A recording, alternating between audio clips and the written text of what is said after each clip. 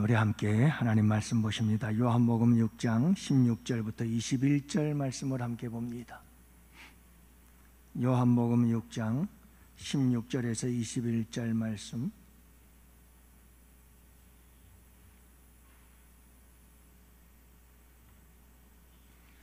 이제 우리 다 같이 함께 한 목소리로 하나님 말씀 받들어 읽겠습니다. 저물매 제자들이 바다에 내려가서 배를 타고 바다를 건너 가버나움으로 가는데 이미 어두웠고 예수는 아직 그들에게 오시지 아니하셨더니 큰 바람이 불어 파도가 일어나더라. 제자들이 노를 저어 10여리쯤 가다가 예수께서 바다 위로 걸어 배에 가까이 오심을 보고 두려워하거늘 이르시되 내니 두려워하지 말라 하신뒤 이에 기뻐서 배로 영접하니 배는 곧 그들이 가려던 땅에 이르렀더라. 아멘. 나갈 수 있기를 원합니다. 그래서 오늘 저는 여러분들과 함께 캄캄한 밤바다에서 풍랑을 만난 배 한 척, 캄캄한 밤바다에서 풍랑을 만나 괴롭게 노져가는 배 한 척, 이런 제목을 가지고 함께 말씀을 나누고자 하는 겁니다. 여러분, 우리는 모두가 다 이런 존재라는 것을 잊지 마시기를 바랍니다. 이 주와 어린이를 생각하면 생각할수록 마음이 너무 아파가지고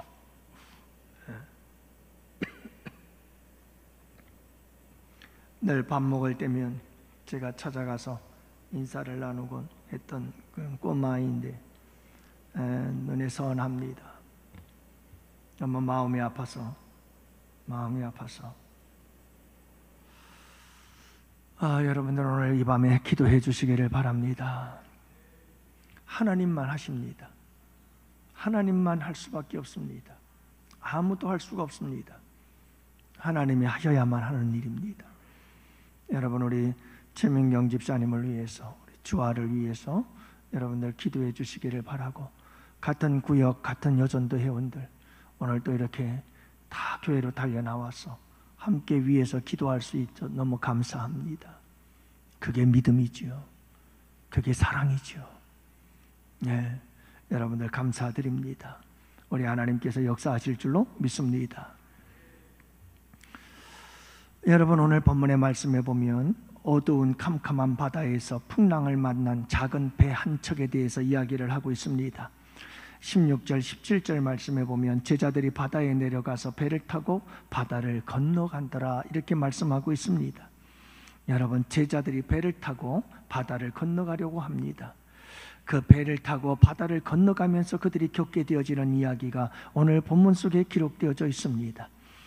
여러분, 이것이 우리의 인생이 아닐까요? 작은 배를 타고 바다를 건너가는 것, 여러분, 이것이 우리의 인생이라고 볼 수가 있다는 거지요. 그런데 여러분, 우리가 지나가고 배 타고 인생의 배를 타고 인생의 바다를 건너갈 때, 그때 여러분, 이 바다라고 하는 것은 참 변덕이 심한 변덕쟁이가 아닌가요? 잔잔한가 싶다가도 언제 어디서 비바람이 몰아칠지 모르고 폭풍이 몰아칠지 모르는 것이 바다가 아니던가요? 여러분, 이 갈릴리 바다라고 하는 것은 정상이 하얀 눈으로 덮여있는 헐몬산이 바로 위에 있고 북쪽으로 있습니다. 그리고 그 바다, 그 산 아래 바로 갈릴리 호수가 있게 되어집니다. 그래서 밤이 되면 차가운 헐몬산의 공기와 그리고 갈릴리 호수의 따뜻한 공기가 만나면서 그곳에 풍랑이 갑자기 일어나곤 했습니다. 폭풍이 몰아치곤 했지요. 여러분, 한번 거센 이 비바람이 몰아치고 나면 말할 수 없는 고통을 경험할 수밖에 없는 것이 우리의 인생이 아니던가요? 그래서 김환란 박사는 그의 인생을 이렇게 노래하지요. 캄캄한 밤 사나운 바람 불 때 만경창파 망망한 바다에 외로운 배 한 척이 떠나가니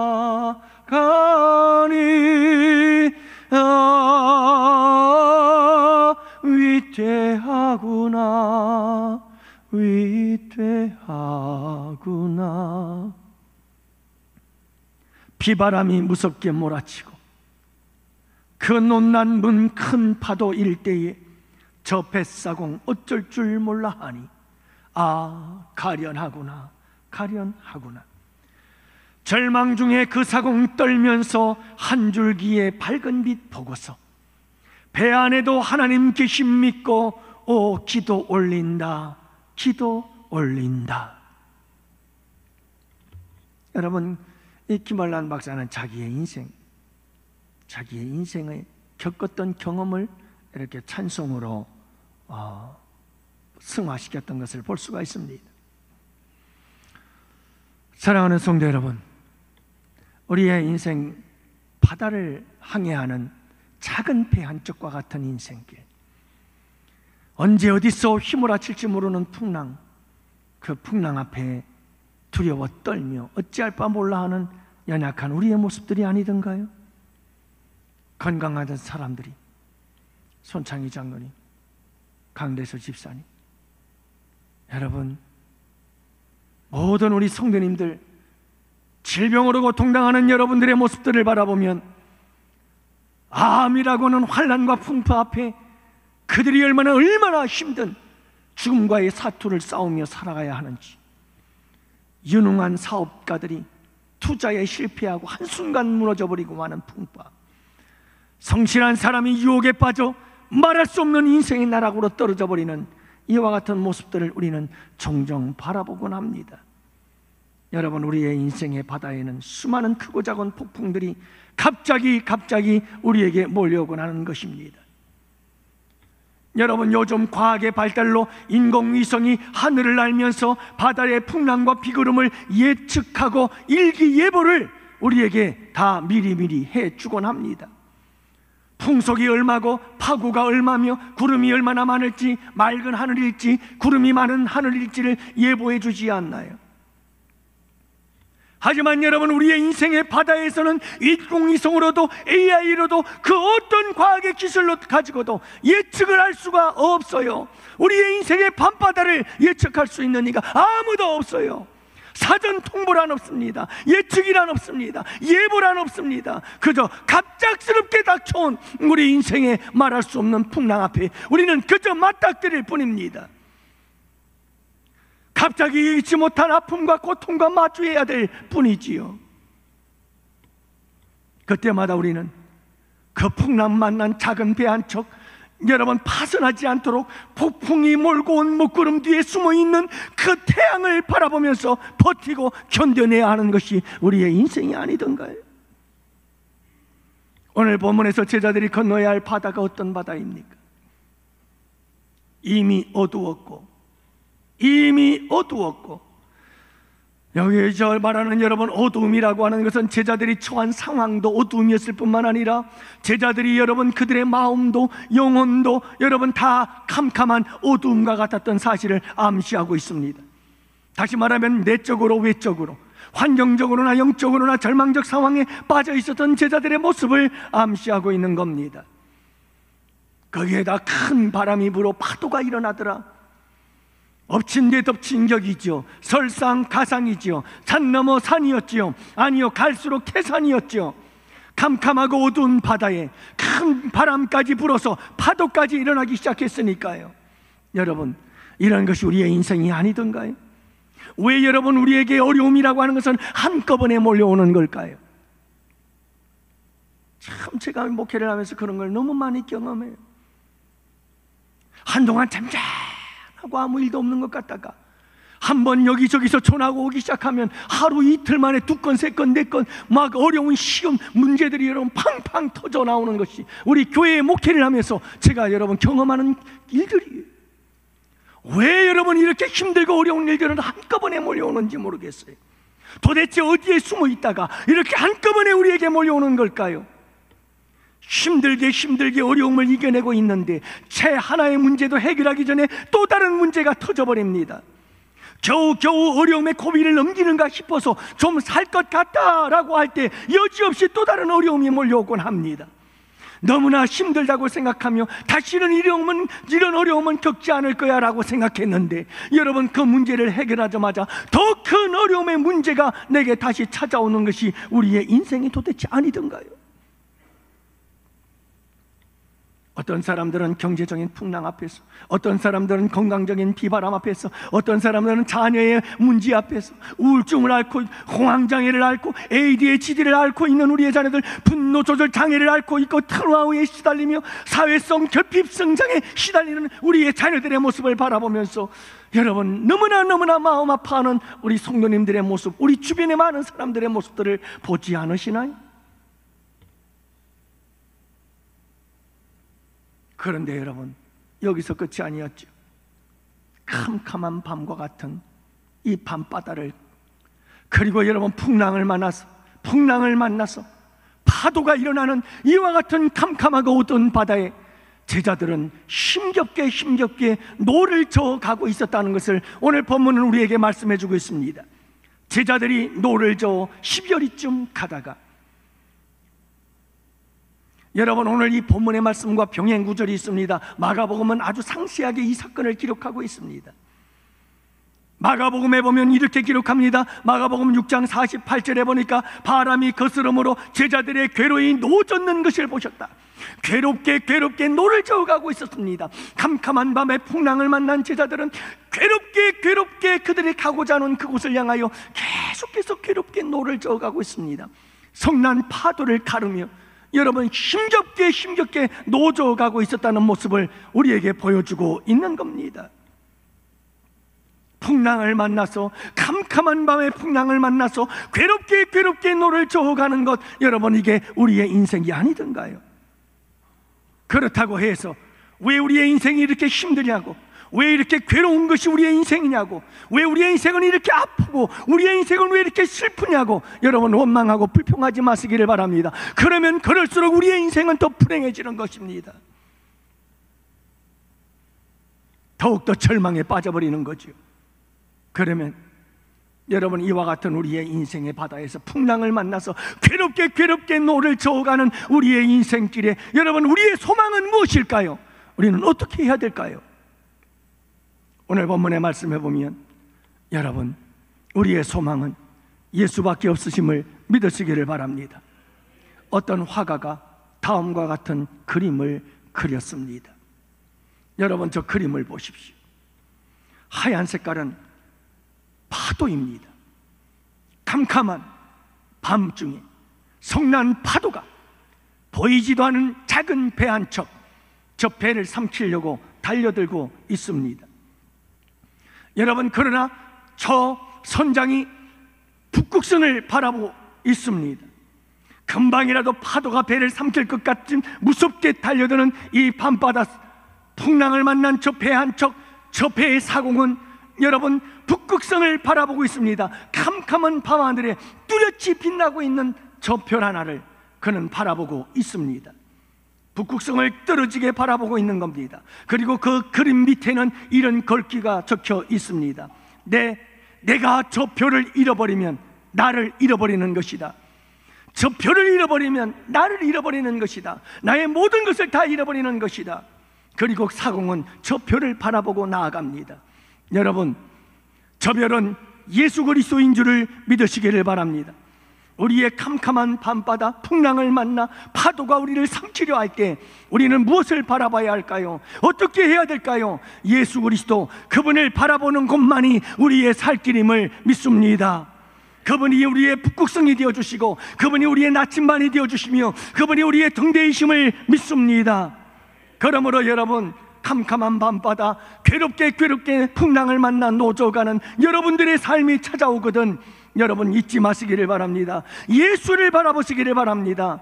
북극성이요 등대요 나침반 되신 그분을 바라보실 수 있기를 바랍니다. 그러면 여러분, 제자들이 그렇게 밤바다에서 풍랑을 만나 괴롭게 노를 저어갈 때에 우리 예수님은 뭐하고 계셨을까요? 예수님이 소망이신 이유가 여기에 있습니다. 예수님은 뭐하고 계셨을까요? 마가복음 6장 46절 이하의 말씀에 보면 여러분, 병행 구절이라고 했잖아요. 자세히 이 사건을 기록하고 있습니다. 예수님께서 오병이어의 기적을 행하신 후에 예수님은 산으로 올라가십니다. 그리고 제자들 보고 너희들은 저 바다 건너편으로 가거라. 그리고 제자들에게 배를 태워 보내드립니다. 예수님은 산에 있습니다. 제자들이 12월이쯤 갔습니다. 캄캄한 밤에 배를 노를 저어서 한 바다 가운데 갔을 때 풍랑을 만나게 된 겁니다. 여러분, 예수님은 캄캄한 밤에 산에 계셨고 제자들은 캄캄한 밤 바다 한가운데에서 풍랑을 만나 괴롭게 노를 저어가고 있었던 겁니다. 그런데 여러분, 마가복음 6장 48절은 이렇게 말씀하고 있잖아요. 바람이 거스름으로 제자들의 괴로이 노젓는 것을 보시고, 괴로이 노젓는 것을 보시고. 사랑하는 양원의 성도 여러분, 하나님은 시공간을 뛰어넘어서 우리를 보고 계신다는 것을 잊지 마시기를 바랍니다. 우리를 살피고 계십니다. 우리를 감찰하시는 분이라는 겁니다. 여러분, 예수님은 우리를 감찰하고 계십니다. 우리가 캄캄한 밤바다 풍랑을 만나 괴롭게 여러분, 아무리 노를 저어도 나가질 않는 그 풍랑을 헤쳐나가는 우리의 그 고달픈 인생을 바라보면서 우리 주님께서 어떻게 하신다고요? 보고 계신다. 보고 계신다고. 시공간을 초월해서 그분이 보고 계신다고요. 여러분, 아브라함이 여종 하갈을 통해서 아들을 낳았습니다. 이 아들로 인하여 집안에 갈등이 일어나게 되어졌고, 결국은 여러분 하갈이 쫓겨나는 신세가 되어졌는데, 하갈이 쫓겨났을 때, 죽을 지경에 이르렀을 때 하나님께서는 하갈에게 샘물을 주셔서 그를 살려주시며 이스마엘이 앞으로 크게 번성될 것이라고 축복을 약속해 주십니다. 그러자 하갈은 하나님께서 보여주신 그 샘물, 그에게 생명을 준 그 샘물을 가리켜서 부엘라헤 로이라고 불렀습니다. 부엘라헤 로이, 무슨 뜻입니까? 살아계셔서 나를 감찰하시는 하나님의 우물이라고 하는 뜻입니다. 하나님이 이 비천한 여종을 돌아보셨다는 겁니다. 살피고 계셨다는 것입니다. 그리고 이 샘물을 주셨다는 겁니다. 살려주셨다는 겁니다. 여러분, 우리 하나님은 감찰하시는 하나님이십니다. 살피시는 하나님이라는 말씀이에요. 여러분, 예수님은 우리를 감찰하시고 우리를 살피시는 하나님이신 줄을 믿으시기를 바랍니다. 출애굽기 3장 7절에 보면 애굽에서 노예 생활하며 그들이 고통 속에 신음하는 그들의 모습을 우리 주님께서 어떻게 표현하고 계시는 줄 아십니까? 출애굽기 3장 7절은 이렇게 말합니다. 여호와께서 이르시되 내가 애굽에 있는 내 백성의 고통을 분명히 보고, 내 백성의 고통을 분명히 보고 그들이 그들의 감독자로 말미암아 부르짖음을 듣고 그 근심을 알고, 그리고 어떻게 하시는 줄 아십니까? 여러분, 하나님께서 천장에서 하나님께서 내려오십니다.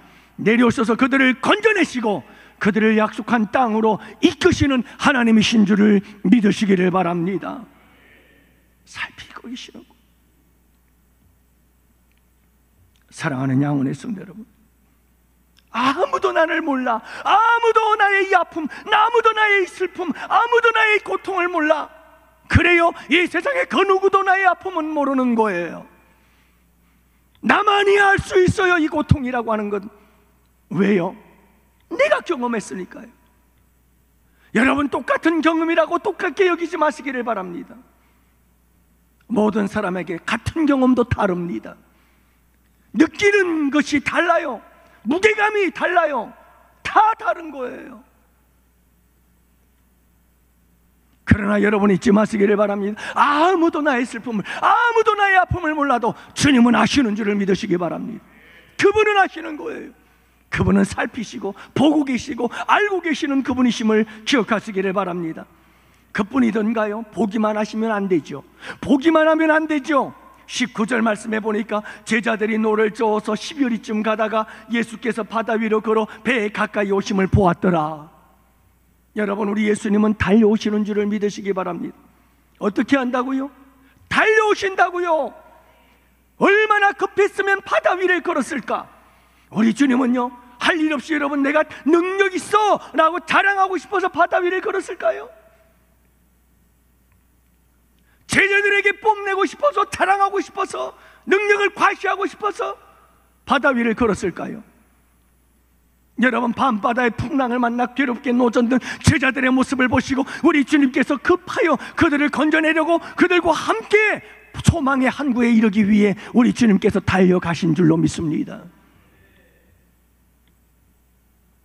무리를 걸으신 예수님을 생각할 때마다 잊지 말아야 될 것은, 내가 괴롭게 인생의 밤바다를 노져갈 때 우리 주님이 달려오시는 그분의 발걸음 소리를 기억하시기를 바랍니다. 안타까운 것은 제자들이 이 사실을 모르고 있었다는 것. 오늘 말씀에서는 제자들이 두려워했다고 그랬습니다.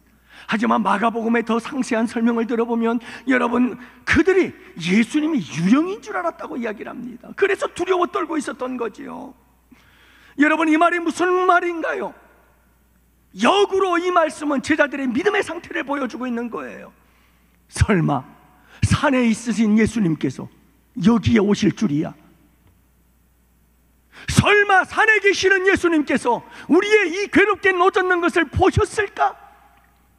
설마 예수님께서 산에 계시는데 나의 이 고통을 알고 나에게로 달려오실까?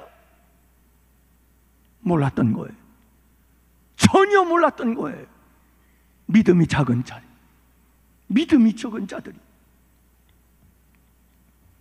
사랑하는 양원의 성도 여러분, 우리 예수님은 달려오시는 분이신 줄을 믿으시기 바랍니다. 우리의 괴롭게 노져가는 그 현장을 향하여 우리 주님께서 달려온다는 사실을 잊지 마시기를 바랍니다. 예수님은 2000년 전 하늘의 영광 모자 다 버리고 인간의 몸을 입고 이 세상에 오셨습니다. 달려오셨습니다. 여러분, 이 세상에 오셔서 당신의 생명 십자가에 아낌없이 내어주셨잖아요. 왜요? 우리가 인생의 밤바다에서 죄악의 풍랑을 만났기 때문에, 죄로 인한 저주의 풍랑을 만나 신음하기 때문에, 지역 형벌의 풍랑 앞에서 아무런 대책이 없기 때문에, 여러분, 우리네 인생이 위태한 이러한 인생임을 바라보시고 우리 주님께서 우리를 구하시려고 우리에게 풍랑 만난 우리의 인생, 그 인생 한가운데로 우리 예수님께서 저 영광 모자 버리고 달려오신 줄 믿습니다. 그분은 지금도 여전히 우리에게 달려오십니다. 우리가 괴롭게 노져가는 그 현장 속에 우리 주님은 달려오시는 줄 믿습니다. 위태로운 배 한 척 나를 향하여 달려오시는 줄을 믿으시기를 바랍니다. 이 예수님이 우리의 소망인 줄 믿습니다. 이 몸의 소망 무언가 우리 주 예수뿐일세. 우리 주 예수 밖에는 믿을 리 아주 없도다. 무섭게 바람 부는 밤 물결이 높이 설렐 때 우리 주 크신 은혜에 소망에 닿을 줄이라. 여러분, 예수님만이 우리의 진정한 반석이요 소망이 되심을 믿으시기를 바랍니다. 그분은 우리가 캄캄한 밤에 풍랑을 만나서 괴롭게 노져가는 우리의 인생 속에 그분은 찾아오십니다. 보고 아시고 달려와서 우리와 함께 계시는 그분이심을 믿으시기를 바랍니다. 유령이라고 착각하지 마시기 바랍니다.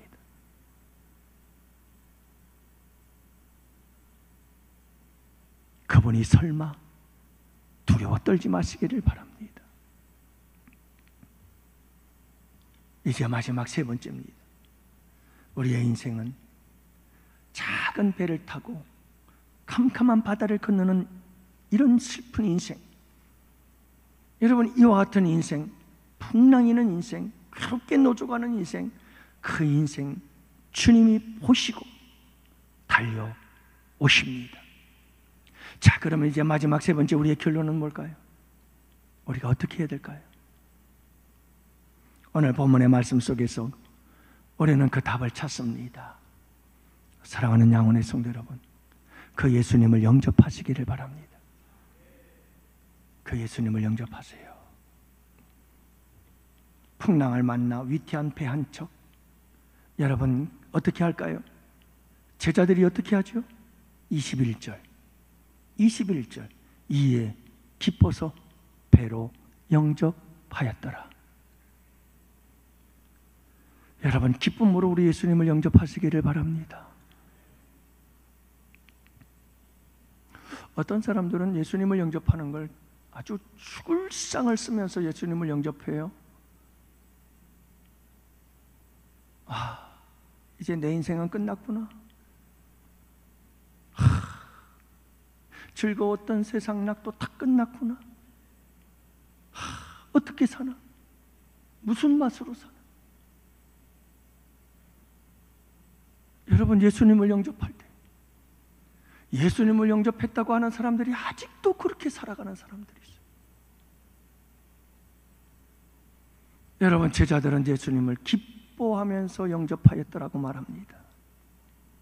나의 작은 배로, 나의 그 위태로운 배 안에 우리 예수님을 영접하시기를 바랍니다. 기쁨으로 영접하세요. 기쁨으로 영접하고 그 다음에는 여러분, 배의 키를 하나님께 드리십시오. 내 인생의 배의 핸들을 주님께 내어드리세요. 예수님이 내 인생의 항해 선장이 되도록 그분을 모셔드리기를 바랍니다. 여러분, 그분에게 나의 모든 것을 다 내어드리세요. 나의 전 인격을 내어드리세요. 나의 전 삶을 그분에게 내어드리세요. 그분이 말씀하시면 무조건 예. 예수님처럼 하나님 앞에 예만 있고 아니오가 없는 삶을 사십시오. 여러분들은 나의 인생의 배의 선장이 누구이십니까? 여러분들의 인생 누가 몰고 가고 있죠? 진실한 마음으로, 정직한 마음으로 생각해 보세요. 내 인생의 배의 선장이 누구냐? 내 육체의 소욕이 하고 싶은 대로 따라가는 거 아니에요? 전 목회를 하면 할수록 깨닫는 게 그거예요. 목회는 제가 여러분들에게 목회를 하는 게 아니고, 목회는 내가 나를 목회하는 거죠. 가장 중요하다. 그 첫 번째, 제일 중요한 게 나를 내려놓는 훈련이에요. 내가 죽어야 돼. 나를 다 내어드려야 돼요. 영조야, 이렇게 하자. 주님, 알았어요. 그렇게 할게요. 정말 나는 그렇게 하고 싶지 않아요. 정말 그렇게 하고 싶지 않아요. 그런데 주님이, 영조야, 이렇게 하면 어떻겠니? 이렇게 했으면 좋겠구나. 내가 너무 하고 싶어도 주님이 그건 아닌 것 같아. 예, 주님, 알았어요. 내가 내려놓죠. 내가 하기 싫어. 정말 하기 싫어. 근데 주님이, 영조야, 이렇게 했으면 좋겠어. 예, 주님, 알았어요. 저는 그게 목회라고 생각을 합니다. 이게 없으면 의미가 없는 거죠.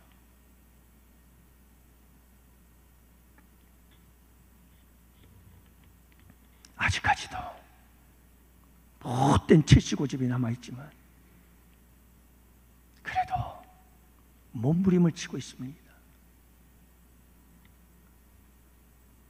사랑하는 영혼의 성도 여러분, 목사님, 나 많이 내어드렸어요.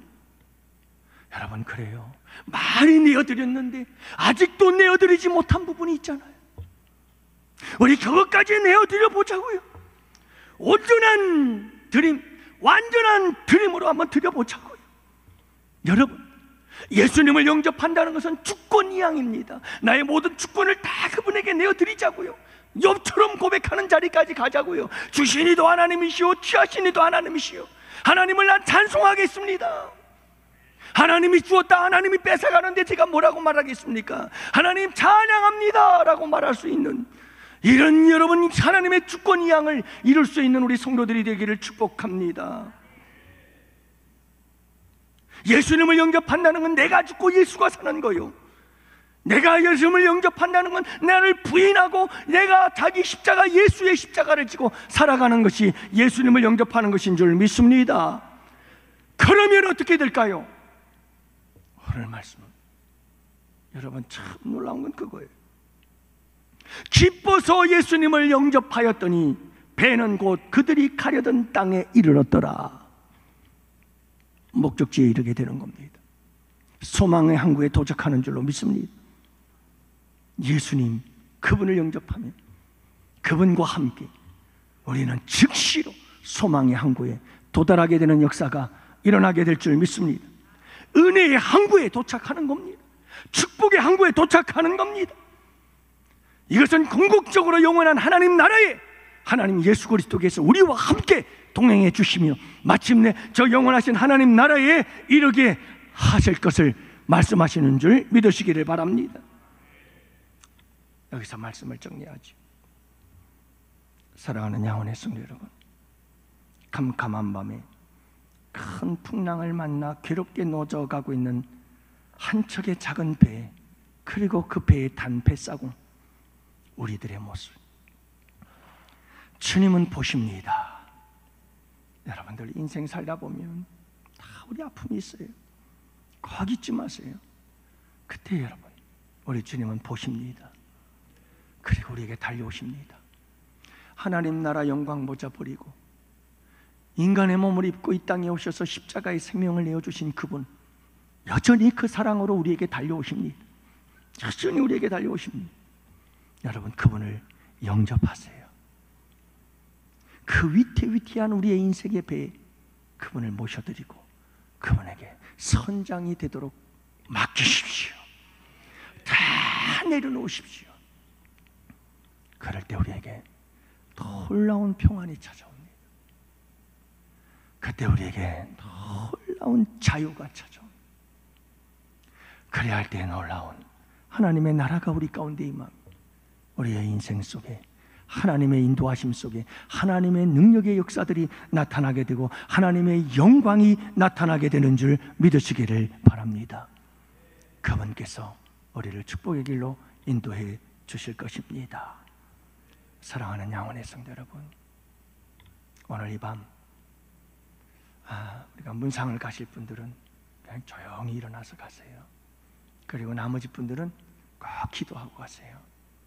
30분 이상 꼭 기도하시고, 특별히 우리 최민경 집사님, 같은 여전도회, 같은 우리 구역 식구들 꼭 여러분들 기도하고 간절한 마음으로 기도하고 가세요.